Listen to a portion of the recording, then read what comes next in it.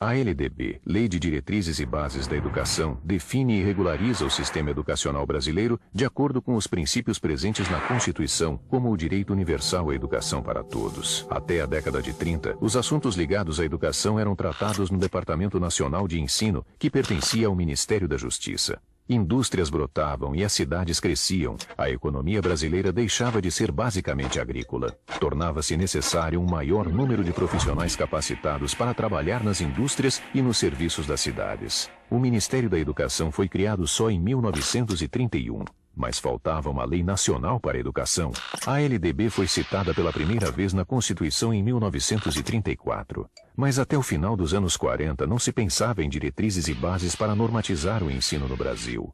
O presidente Dutra alinhou-se aos Estados Unidos durante a Guerra Fria e investiu pesado em obras estruturais, movimentando a economia brasileira. O governo precisava regulamentar e investir na educação para garantir o contingente de profissionais necessário. O anteprojeto da primeira LDB foi finalmente encaminhado à Câmara Federal em 1948. Após longas e inúmeras disputas entre os privatistas e os que defendiam um ensino público gratuito. O anteprojeto foi aprovado 13 anos depois, em 1961, durante o governo Jango. Havia uma grande discussão em torno de duas correntes. De um lado, aqueles que representavam os interesses da escola privada e, de outro, os representantes da escola pública que pleiteavam acesso obrigatório e gratuito para crianças entre 7 e 14 anos. Na lei aprovada, o ensino passou a ser um direito de todos, mas o Estado ainda não tinha a obrigatoriedade de ofertar a educação básica. A Lei de 61 criou o Conselho Nacional de Educação, fixou currículos mínimos para o ensino básico e secundário e garantiu autonomia às universidades. Em 1971, durante a ditadura militar, foi promulgada uma segunda Lei de Diretrizes e Bases que abrangia apenas a educação básica.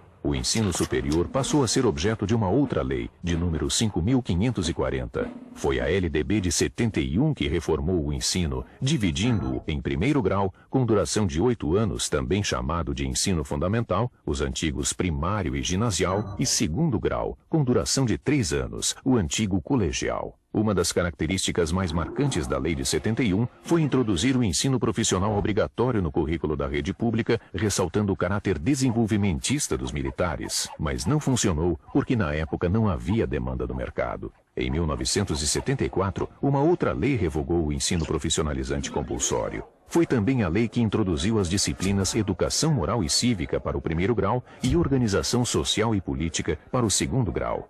A LDB de 1971, nascida durante a ditadura militar, estava defasada. O ensino do Brasil, que chegava ao fim dos anos 80 atrasado, precisava de reforma. Uma nova versão da LDB voltou a ser discutida a partir do governo Sarney. Foram longos anos de acirradas discussões na Câmara Federal e no Senado. Setores da sociedade, organizados através do Fórum Nacional em Defesa da Educação, queriam um sistema nacional de educação e que a União cuidasse de tudo. O projeto apresentado por esta corrente tinha mais de 200 artigos e era muito minucioso, regulando todos os aspectos do funcionamento das escolas.